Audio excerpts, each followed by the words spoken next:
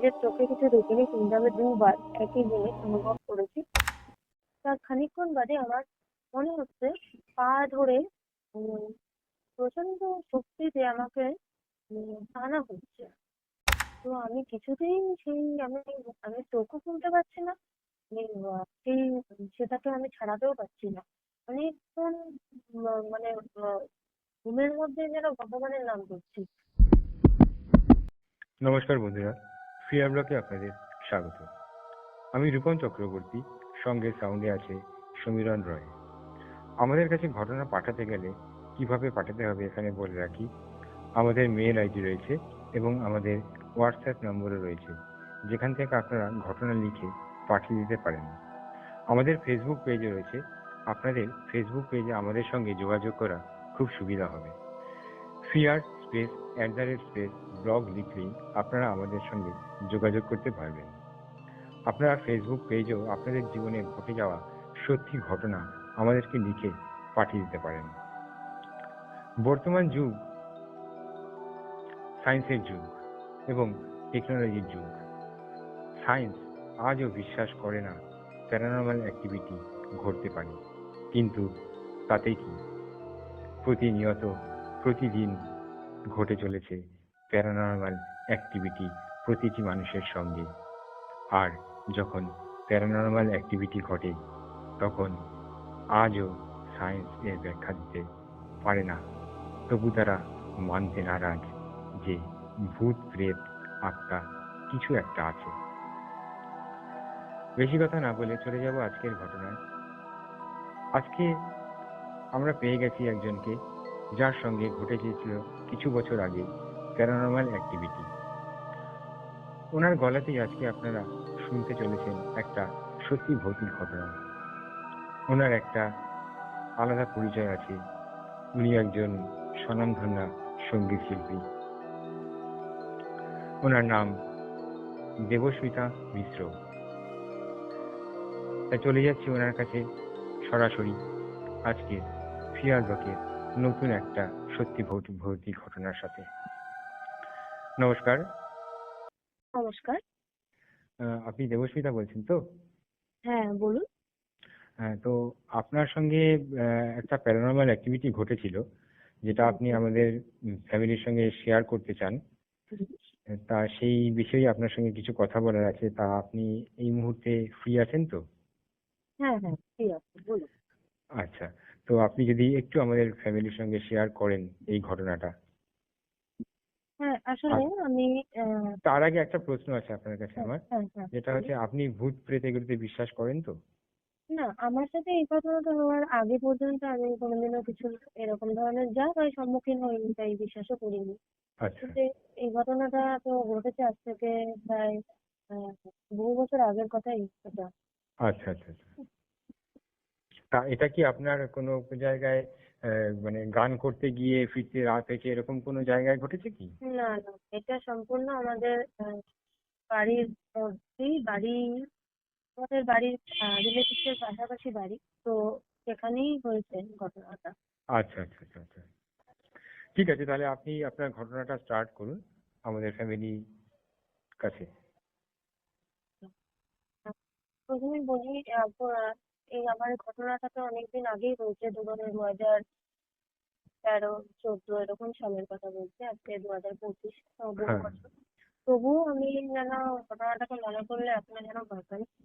তো হয়েছে যেটা, আমি আমি একজন আমার যে রিলেটিভদের মধ্যে একজন মেয়ের সাথে রাতে তার সাথে শুতাম, যেহেতু ওনার হাজবেন্ড মারা গেছিলেন। আচ্ছা তো উনি একা থাকতে ভয় পান, সেই কারণে আমি তার সাথে 1 বছর ধরে শুচ্ছি। তো উনি মারা যাওয়ার পরের থেকে 2-3 মাস বাজার থেকে আমি ওর সাথে রাতে শুতাম, কিন্তু কোনো রকম কোনোদিনও ভয় পাইনি। তো হুম। হয়েছে 1 বছর পরে ওনার সেদিনকার নিজের এক বছর পরে? 1 বছরের মাথায় যে বাৎসরিকটা হয়, আচ্ছা। ওই দিনটা বাৎসরিকের কাজটা দিনের বেলা মিটে গেছে। সবাই হুম। খাওয়া দাওয়া করে চলে গেছে, বাড়ি যথারীতি আবার ফাঁকা। তা আমি প্রতিদিনের মতন রোজই আবার গেছি ওই বাড়িতে শুতে। তো আচ্ছা শুতে গেছি, ঠিক আছে, গেছি, সবই হয়েছে। রাত্রি সকালবেলা ঘুমিয়েছি সেটাও কোনো সমস্যা নেই। রাতবেলা হঠাৎ করে সময়টা ছিল হচ্ছে শীতকাল।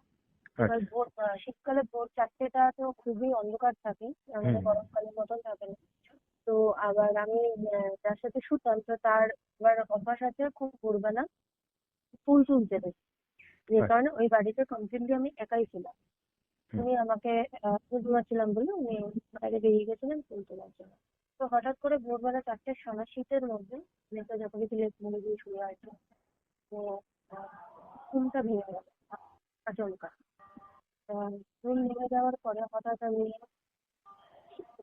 অনুভব করলাম আমার আহ, কেমন একটা অদ্ভুত একটা অনুভব হচ্ছে।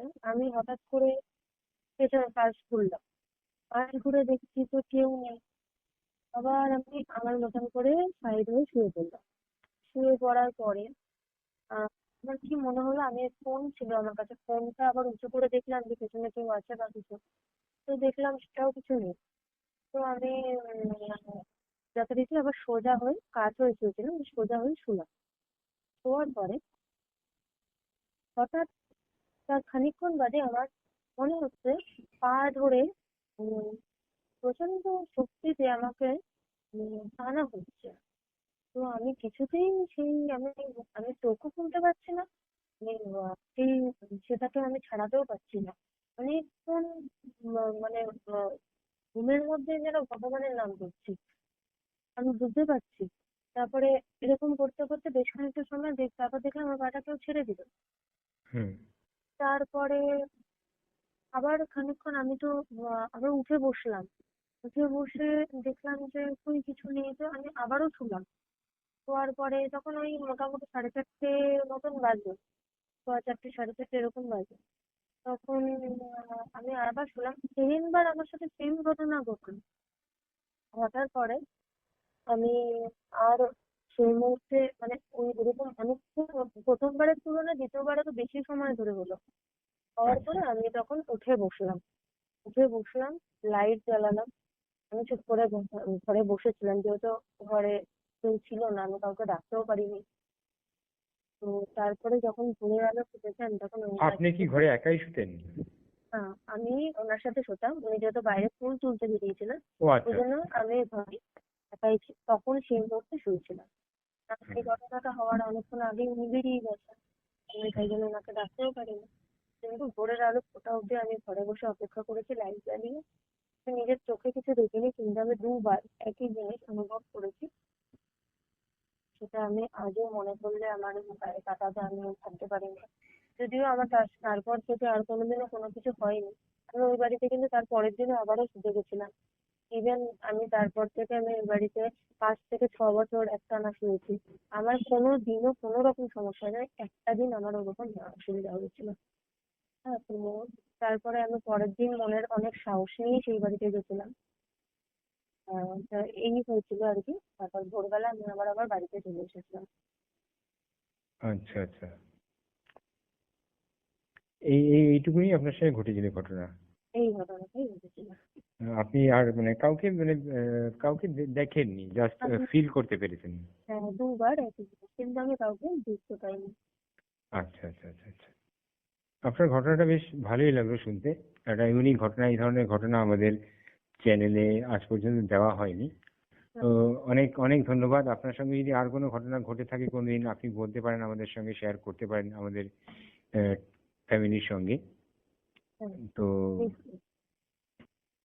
এই ঘটনাটা আমাদের খুবই ভালো লাগলো। আমরা অবশ্যই চ্যানেলে আমরা দেবো আপনার ঘটনাটা। থ্যাংক ইউ, অনেক ধন্যবাদ। নমস্কার। ঠিক আছে।